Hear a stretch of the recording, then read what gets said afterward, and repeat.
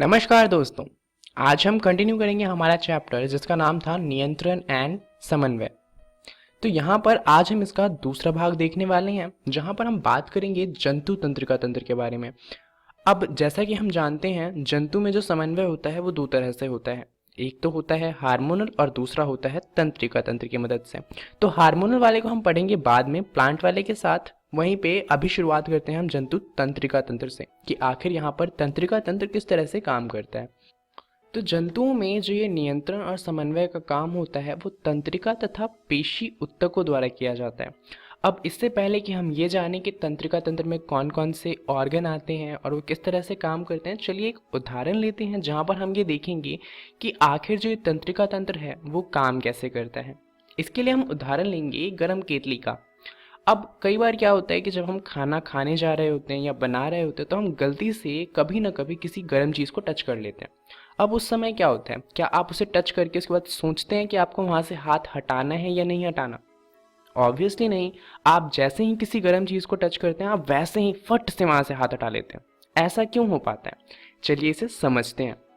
दरअसल आपकी बुक में यह डायग्राम दिया होगा, इसे हम कहते हैं प्रतिवर्ती चाप। यहाँ पर होता क्या है कि कोई सा भी एक्शन जो अपने आप होता है उसे लिया जाता है। चलिए समझते हैं कि ये कैसे होता है। जैसे ही आप किसी गर्म चीज़ को टच करते हैं तो आपके हाथों में रिसेप्टर्स लगे होते हैं, यानी कि जो पता करते हैं कि आपने क्या टच किया है क्या नहीं किया है। जैसे ही उन्हें पता चलता है कि आपने एक बहुत गर्म चीज़ को टच किया और आपका हाथ जल सकता है उससे, तो वो क्या करता है, इस इन्फॉर्मेशन को पीछे भेज देता है। यहाँ पर जो संवेदी तंत्रिका कोशी होती है वो क्या करती है, इस इन्फॉर्मेशन को यानी कि इस बात को कि आपने गर्म चीज़ को टच किया है इसे भेज देती है मेरुरज्जु के पास, जो कि हमारा स्पाइनल कॉर्ड होता है।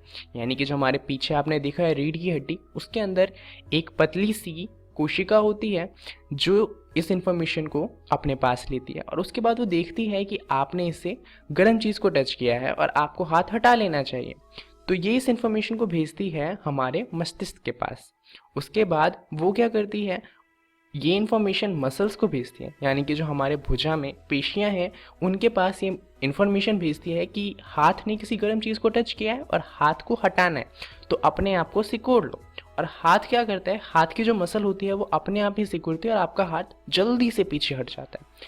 तो इस तरीके से जो हमारा तंत्रिका तंत्र होता है कुछ काम कर पाता है। जहाँ पर यहाँ पर आपने देखा कि क्या हुआ, जो इन्फॉर्मेशन थी वो इलेक्ट्रिक इम्पल्स यानी कि विद्युत की फॉर्म में हमारे मेरुरज्जु के पास जाती है।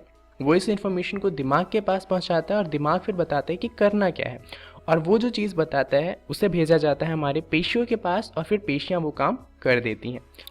तो अगर आपको ये समझ में आ गया हो तो चलिए अब देखते हैं कि हमारा जो तंत्रिका तंत्र है वो किन किन चीज़ों से मिलकर बना है और वो कैसे काम करता है। तो ये है हमारा पूरा का पूरा तंत्रिका तंत्र। यहाँ पर इसका सबसे प्रमुख भाग है हमारा मस्तिष्क, जहाँ पर सारे सोचने समझने वाले काम किए जाते हैं। उसके बाद सेकंड नंबर पे जो इम्पॉर्टेंट है वो है हमारा मेरुरज्जु, जिसे हम स्पाइनल कॉर्ड या फिर बैकबोन के नाम से भी जानते हैं। दरअसल पीछे जो हड्डियाँ होती हैं वो मेरुरज्जु नहीं होता, उन हड्डियों के बीच से एक अंग जाता है जिसे मेरुरज्जु के नाम से जाना जाता है। तो ये तो दो मेजर पार्ट हो गए। इसके अलावा एक और चीज़ होती है वो होता है न्यूरॉन जाल, जो पूरा का पूरा काम होता है इसका कहीं से कोई इन्फॉर्मेशन है उसे लेकर आना और किसी को इन्फॉर्मेशन देना है तो वो देकर आना।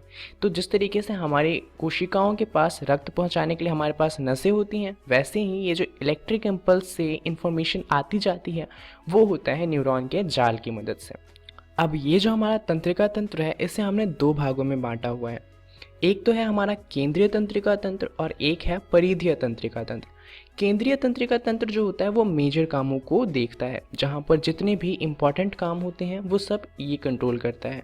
परिधीय तंत्रिका तंत्र एक अलग से तंत्रिका तंत्र है जो कि हमारे इधर उधर की चीज़ों को देखती है। तो चलिए समझते हैं यहाँ पर इन दोनों के अंदर ही कौन कौन से अंग हैं और वो किस तरह से काम करते हैं। अगर हम केंद्रीय तंत्रिका तंत्र की बात करें तो इसका सबसे मेजर पार्ट होता है हमारा मस्तिष्क। यहाँ पर ये शरीर के सभी भागों से सूचनाएं प्राप्त करता है तथा इसका समाकलन करता है। और वहीं पे दूसरा होता है हमारा मेरुरज्जु यानी कि स्पाइनल कॉर्ड। इसे हम एज अ मैनेजर बोल सकते हैं। ये क्या करता है, ये ब्रेन का मैनेजर होता है और ब्रेन के सारे काम करता है। जितनी भी जगह से इन्फॉर्मेशन लेनी है वो सारा का सारा काम होता है मेरुरज्जु का। उसके बाद वो इन्फॉर्मेशन लेता है और उसके बाद देखता है क्या इन्फॉर्मेशन बहुत ज़्यादा इंपॉर्टेंट है। अगर छोटी मोटी इन्फॉर्मेशन होती है तो वो खुद ही सॉल्व कर देता है, परंतु अगर कोई बड़ी प्रॉब्लम होती है तो वो उसे भेज देता है दिमाग के पास, और फिर दिमाग देखता है कि उस प्रॉब्लम को कैसे सॉल्व करना है। वो उसका सॉल्यूशन बताता है मेरुरज्जु को, और उसके बाद मेरुरज्जु डिसाइड करता है कि उस सॉल्यूशन को आगे किसे फॉरवर्ड करना है। तो इस तरीके से जो ये हमारा मैनेजर है और जो ब्रेन है दोनों मिलकर काम करते हैं। अब इनकी इन्फॉर्मेशन को आगे पीछे करने के लिए जो न्यूरॉन का जाल है उसका इस्तेमाल किया जाता है। अब जो हमारा केंद्रीय तंत्रिका तंत्र है इसे हमने दो भागों में फिर से बांटा हुआ है। इसका पहला भाग है कायिक तंत्रिका तंत्र, जहाँ पर जितने भी वॉलेंट्री यानी कि ऐच्छिक चीज़ें हैं वो कंट्रोल होती हैं, यानी कि वो सारे काम जो हम अपनी इच्छा से करते हैं, जैसे कि कोई बटन दबाना हो तो अब आपकी मर्जी, आप अपना हाथ उठा के बटन दबाएं या फिर ना दबाएं।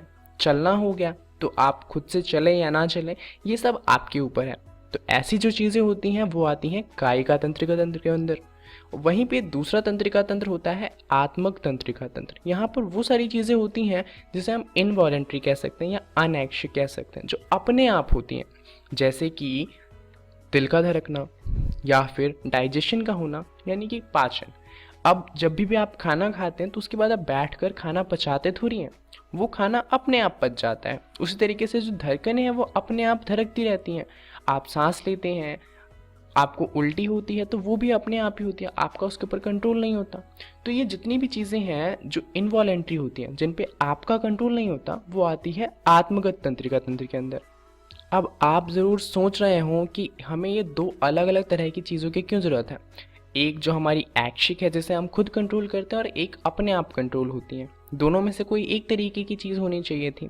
तो चलिए एक उदाहरण देता हूँ जिससे आपको ये अच्छे से समझ में आएगा। मान लीजिए कि अगर सारी चीज़ें अपने आप कंट्रोल होती, तो मान लीजिए आपको रोड क्रॉस करना है और आप रोड क्रॉस कर रहे हैं, चलते चलते अचानक से आपका पैर क्या बोलता है कि अब वो आगे नहीं जाएगा, क्योंकि वो तो अपने आप कंट्रोल हो रहा है ना। तो वहाँ पे क्या होगा, एक्सीडेंट हो सकता है।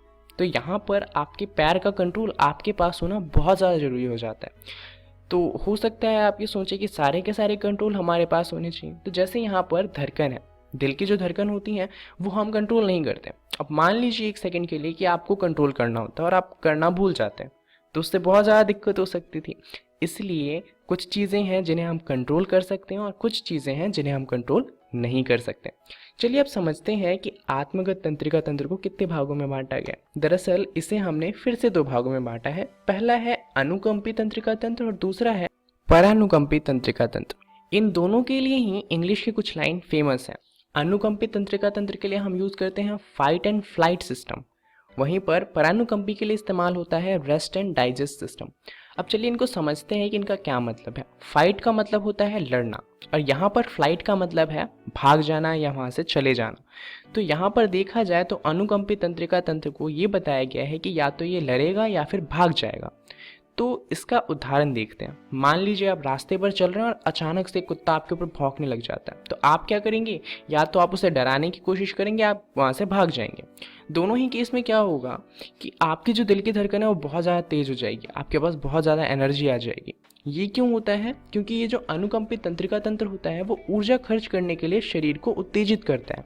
आपके दिल की धड़कन बढ़ती है, आपका जो रक्त होता है वो आपकी त्वचा और डाइजेशन वाला जो पार्ट होता है उससे हटकर बॉडी में आ जाता है, जिससे आपको बहुत ज़्यादा ग्लूकोज मिलता है और आपके अंदर बहुत ज़्यादा एनर्जी आ जाती है। इससे आप बहुत तेज़ी से भाग सकते हैं। वहीं पर परानुकंपित तंत्रिका तंत्र इसका बिल्कुल अपोजिट है। ये क्या करता है, ये ऊर्जा को संरक्षित करता है तथा शरीर को शांत करता है। अब मान लीजिए आप कोई काम नहीं कर रहे हैं, आप आराम से शांति से बैठे हुए हैं, तो वहाँ पर अगर शरीर को बहुत ज़्यादा ऊर्जा मिलती है तो उससे क्या होगा कि ऊर्जा बर्बाद चली जाएगी, क्योंकि आप तो कोई काम कर ही नहीं रहे। तो उस टाइम पे परानुकंपित तंत्रिका तंत्र आता है और वो क्या करता है, जो एक्स्ट्रा ऊर्जा होती है वो शरीर को देना बंद कर देता है। अगर आप कोई काम नहीं कर रहे हैं तो आपके पास ऊर्जा भी नहीं होगी, आपके पास उतनी ही ऊर्जा होगी जिससे आप आराम से बैठ सकें। तो ये दोनों तरीके होते हैं जिससे हमारी बॉडी में जो एनर्जी होती है उसको ऑप्टिमाइज़ किया जाता है। यानी कि जब एनर्जी चाहिए तब बहुत ज़्यादा एनर्जी भी दी जाती है, और जब नहीं चाहिए होती है तो एनर्जी को बचाया भी जाता है। चलिए अब समझते हैं हमारी केंद्रीय तंत्रिका तंत्र के सबसे इम्पॉर्टेंट पार्ट को, जो कि है हमारा मस्तिष्क। यहाँ पर मस्तिष्क को हम 3 भागों में बांटते हैं। पहला होता है हमारा अग्र मस्तिष्क। ये हमारा जो मस्तिष्क है उसका सबसे बड़ा भाग होता है, और इसका सबसे बड़ा भाग है प्रमस्तिष्क। इसमें क्या होता है, जितनी भी आपकी इंटेलिजेंस है, आप जो चीज़ सोचते हैं, आपकी जो मेमोरी है, ये सब यहाँ पर रखी होती है।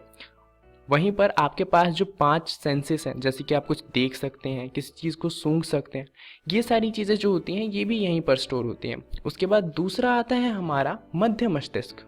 यहाँ पर एक तो हमारे पास 2 ग्रंथियाँ होती हैं, एक हाइपोथैलेमस और दूसरा पीयूष ग्रंथि। और उसके अलावा ये जो होता है ये हमारी अनैच्छिक चीज़ों को कंट्रोल करता है, जैसे कि हमारी दिल की धड़कन वगैरह जो होती हैं जिसे हम कंट्रोल नहीं कर सकते, वो हमारा मध्य मस्तिष्क। और उसके बाद तीसरा है जो हमारा पीछे का मस्तिष्क है, पश्चिम मस्तिष्क। ये दोनों मिलकर कंट्रोल करते हैं। पश्चिम मस्तिष्क में पॉन्स होता है, मेडुला होता है और अनुमस्तिष्क होता है। अनुमस्तिष्क हमारा बैलेंस के लिए काम में आता है। इन सब के बारे में हम पढ़ेंगे अगली वीडियो में और डिटेल में। इस वीडियो के लिए इतना ही। चलिए जानते हैं इसमें हमने क्या जाना। इस वीडियो में हमने जाना जंतु तंत्रिका तंत्र के बारे में, जहां पर हमने इसका ओवरव्यू लिया कि जंतु तंत्रिका तंत्र में आखिर चीज़ें कैसे होती हैं। अगली वीडियो में हम बात करने वाले हैं हमारे मस्तिष्क की। इस वीडियो के लिए इतना ही। धन्यवाद।